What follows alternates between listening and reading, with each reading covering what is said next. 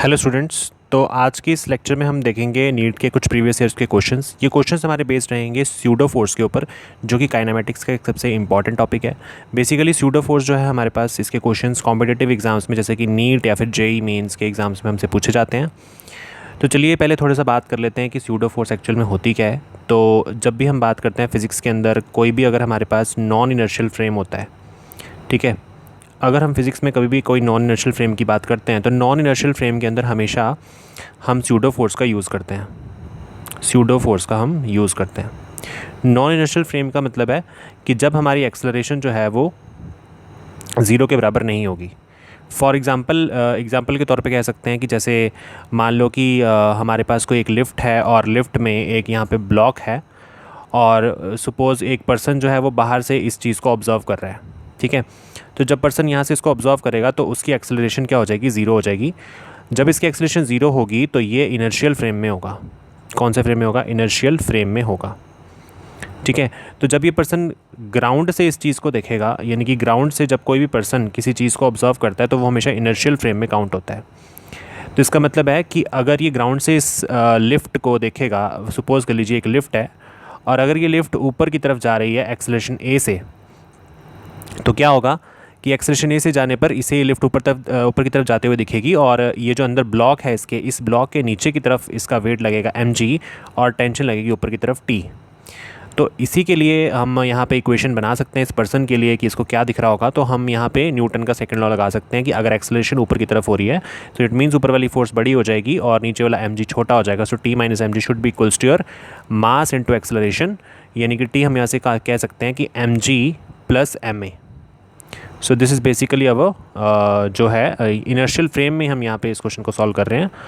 तो अब दूसरी बात करते हैं कि अगर यही पर्सन, अगर यही पर्सन सेम इस लिफ्ट में, इस लिफ्ट के अंदर ये ब्लॉक है, और अगर ये पर्सन इस लिफ्ट के अंदर आ जाए और इस लिफ्ट के अंदर आके इसको ऑब्जर्व करे इसी चीज़ को, तो अब क्या होगा कि ये जो पर्सन है, अगर इस लिफ्ट की एक्सेलरेशन ऊपर की तरफ है तो पर्सन भी इसी एक्सेलरेशन के साथ ऊपर की तरफ जाएगा, और इस केस में उसकी एक्सेलरेशन ज़ीरो नहीं होगी। इट मीन्स जब एक्सेलरेशन ज़ीरो नहीं होगी तो इस केस में वो किस में आ जाएगा, आपका नॉन इनर्शियल फ्रेम के अंदर आ जाएगा, ठीक है। तो इस केस में वो आ जाएगा आपका नॉन इनर्शियल फ्रेम के अंदर। तो नॉन इनर्शियल फ्रेम का बेसिकली मतलब ये है कि जब हमारी एक्सेलरेशन जो है वो ज़ीरो के बराबर नहीं होगी, तो करना क्या है कि जिस तरफ को एक्सेलरेशन लगती है, जैसे मान लीजिए एक्सेलरेशन ऊपर की तरफ लग रही है, तो उससे ऑपोजिट डायरेक्शन में आपने क्या करना है, स्यूडो फोर्स लगा देनी है, जिसका फॉर्मूला हम लिखते हैं F is equal to minus ma। This is the formula for pseudo force, ठीक है। ये स्यूडो फोर्स का फॉर्मूला है माइनस ma। माइनस इसलिए लगाते हैं क्योंकि हम इसको एक्सेलरेशन की ऑपोजिट डायरेक्शन में लगा रहे हैं। तो मैंने क्या किया, इस ब्लॉक पे नीचे की तरफ ma लगा दिया, and this ma is called your pseudo force. This ma is your pseudo force. ये हमारे पास स्यूडो फोर्स हो जाएगी।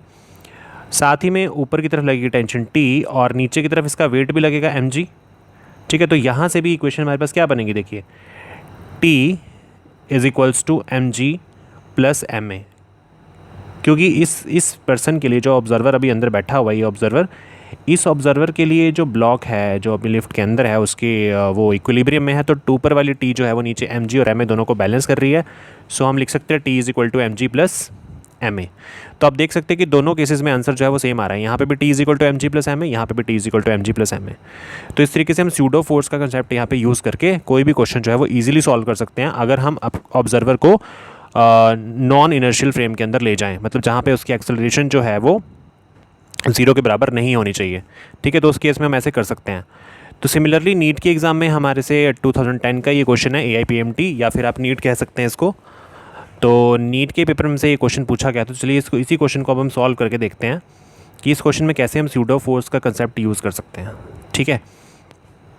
तो पहले क्वेश्चन पढ़िए क्या लिखा है कि a block of mass m is in contact with cart C as shown in the figure. The coefficient of static friction between the block and the cart is mu, and the acceleration of the cart that will prevent the block from the falling is। तो ये हमसे question पूछा गया है, ठीक है।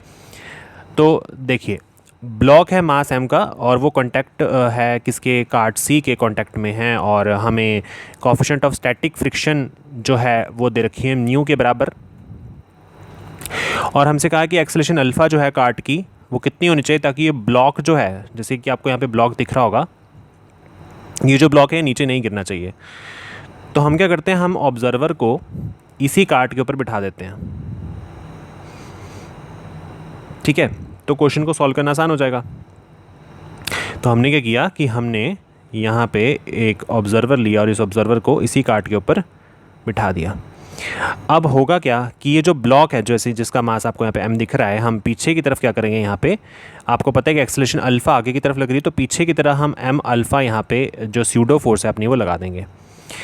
दूसरी बात हम ये कह सकते हैं कि जो स्यूडो फोर्स पीछे की तरफ लग रही है, तो सेम ये जो कार्ट है ये इस ब्लॉक पे आगे की तरफ नॉर्मल रिएक्शन भी तो लगाएगा, ठीक है ना, क्योंकि जैसे ये ब्लॉक है तो इधर को अगर m अल्फ़ा लग रहा है स्यूडो फोर्स, तो normal reaction action reaction Newton का थर्ड लॉ आपको पता है, इस तरीके से हो जाएगा। ठीक है, चलिए थोड़ा इसको आसान करने के लिए हम इसको यहाँ नीचे बना लेते हैं। ये मेरा कार्ट है, ठीक है, ये मेरे कार्ट का ये ब्लॉक है। तो मैं क्या कहूँगा कि भाई कि मेरे इस कार्ट पे इधर की तरफ लग रही है स्यूडो फोर्स m अल्फ़ा, तो नॉर्मल रिएक्शन इसको बैलेंस करेगा, क्योंकि बदले में हमें जो कार्ट है वो भी एक फोर्स देगा नॉर्मल रिएक्शन की।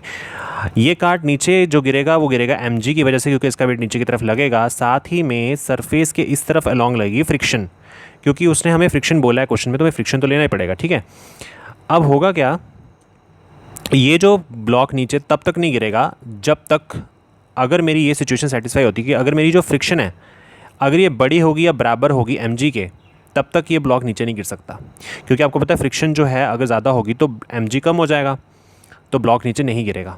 तो इसका मतलब हम कह सकते हैं कि अगर मैं यहाँ से f निकाल लूँ, f कैसे निकालते हैं, म्यू इंटू आर के बराबर। ये आपने पढ़ा होगा कि जो फ्रिक्शन होती है वो coefficient of friction into normal reaction R के बराबर होती है। तो यहाँ पे म्यू की वैल्यू हमें म्यू दे रखी है, आर नॉर्मल रिएक्शन जो है यहाँ पे मैंने n माना है। ठीक है, आप चाहें तो आप r की जगह n भी लिख सकते हैं, बात एक ही है, उसमें कोई कन्फ्यूजन नहीं होनी चाहिए। ठीक है, नॉर्मल रिएक्शन जैसे यहाँ पे मैंने r लिखा है तो हम r की जगह n भी ले सकते हैं, कोई उसमें गलती नहीं होगी। ठीक है, तो मैं यहाँ पे लिख रहा हूँ n, म्यू n। अब n की वैल्यू कितनी है, m अल्फ़ा के बराबर है। देखिए n तो m अल्फ़ा को बैलेंस कर रहा है, so we can write m into alpha. तो f की वैल्यू क्या मिल गई, म्यू m अल्फ़ा। अच्छा, अब हम इसी की वैल्यू यहाँ पुट करते हैं f में, तो आ जाएगा mu m alpha should be greater than और इक्वल्स टू mg। m से हम अगर कैंसिल कर दें तो हमें यहाँ से रिजल्ट क्या मिलेगा कि alpha should be greater than और equals to g by mu. तो ये हमारे पास यहाँ से आंसर आ जाएगा। तो मतलब एक्सेलरेशन इतनी होनी चाहिए, तो हमें आंसर दिख रहा है ऑप्शन नंबर ए हमारा यहाँ से राइट आंसर हो जाएगा। ठीक है, तो इस तरीके से हम स्यूडो फोर्स लगा के इस क्वेश्चन को बहुत ईजीली सॉल्व कर सकते हैं। अब आगे बढ़ते हैं, नेक्स्ट क्वेश्चन को देखते हैं ज़रा। तो नेक्स्ट क्वेश्चन क्या कह रहा है हमारे से कि अ ब्लॉक है, mass m is placed on a smooth inclined wedge ABC of inclination theta as shown in figure. The wedge is given an acceleration a towards the right. The relation between the a and theta for the block to remain stationary on the wedges. NEET 2018 के paper में आया हुआ question, same pseudo force का वाला question है। कैसे करेंगे चलिए देखते हैं। तो हमारे पास क्या है, फिगर दे रखी है आपके पास इस तरीके से। तो मैं दोबारा से यहाँ पे फिगर ड्रॉ कर देता हूँ। ऐसे फिगर बनी हुई है आपके पास। यहाँ पे एक ब्लॉक है, ठीक है, यहाँ हमारे पास क्या है, एक ब्लॉक है। इस ब्लॉक का मास m है और इस तरफ को एक्सेलरेशन a लग रही है। यहाँ पे थीटा एंगल बन रहा है हमारे पास। So we can write a, b and c। So हम क्या करेंगे, सबसे पहले ये जो ब्लॉक है इस ब्लॉक के कंपोनेंट्स बना लेते हैं। तो सबसे पहले नीचे की तरफ अगर हम देखें तो यहाँ पे नीचे की तरफ लगेगा mg इसका वेट, और ऊपर की तरफ सबसे पहले हमें पता है कि जो नॉर्मल रिएक्शन हमारे पास होता है वो कैसे लगेगा। ठीक है जी, नॉर्मल रिएक्शन कैसे लगेगा, नॉर्मल रिएक्शन लगता है हमेशा इसके परपेंडिकुलर ऐसे r। अब हम यहाँ से कह सकते हैं कि भाई इधर को हम सीधा अगर बनाएंगे तो थीटा एंगल पर क्या हो जाएगा, यहाँ पे r cos थीटा, और सिमिलरली अगर यहाँ पे r cos थीटा है तो इस तरफ को क्या हो जाएगा, r sin थीटा हो जाएगा। ठीक है, अब मुझे पता है एक्सेलरेशन मेरी इस तरफ को है ब्लॉक की, ये आपको एक्सेलरेशन दिख रही है, तो इसके ऑपोजिट डायरेक्शन में मैं क्या लगा सकता हूँ, स्यूडो फोर्स ma। ठीक है, तो स्यूडो फोर्स भी आ गई। तो अब मैं क्या करूँगा, मैं क्या चाहता हूँ कि ब्लॉक स्टेशनरी रहे। अगर ये ब्लॉक स्टेशनरी होगा तो यानी कि सारी फोर्सेज एक दूसरे को बैलेंस कर रही होंगी। इसका मतलब आई कैन राइट कि जो r cos थीटा है मेरे पास यहाँ पे वो बराबर हो जाएगा mg के। r cos थीटा किसके बराबर, mg के, और साथ में r sin थीटा किसको बैलेंस कर रहा होगा, स्यूडो फोर्स को। So r sin theta should be equals to pseudo force ma। Now हम क्या कर सकते हैं, दोनों को ये फर्स्ट एंड सेकंड मान के इन दोनों को डिवाइड कर सकते हैं। तो r sin थीटा ऊपर आ जाएगा which is your M A, and R cos theta हमारा नीचे आ जाएगा which is equals to M G. So R से R cancel, so tan theta will be equals to A by G. तो A is equal to G tan theta will be our final answer. तो इसी तरीके से हम यहाँ पे option number D को टिक कर सकते हैं और यही हमारा राइट आंसर था इस क्वेश्चन में. तो इस तरीके के क्वेश्चंस आपको जेईई मेंस और नीट में देखने को मिल जाते हैं जो बिल्कुल सिंपल होते हैं, स्यूडो फोर्स के कंसेप्ट पे बेस्ड होते हैं. तो आई होप आपको ये दोनों क्वेश्चन समझ आए होंगे और आपको स्यूडो फोर्स का कंसेप्ट भी यहाँ से क्लियर हुआ होगा. Thank you so much.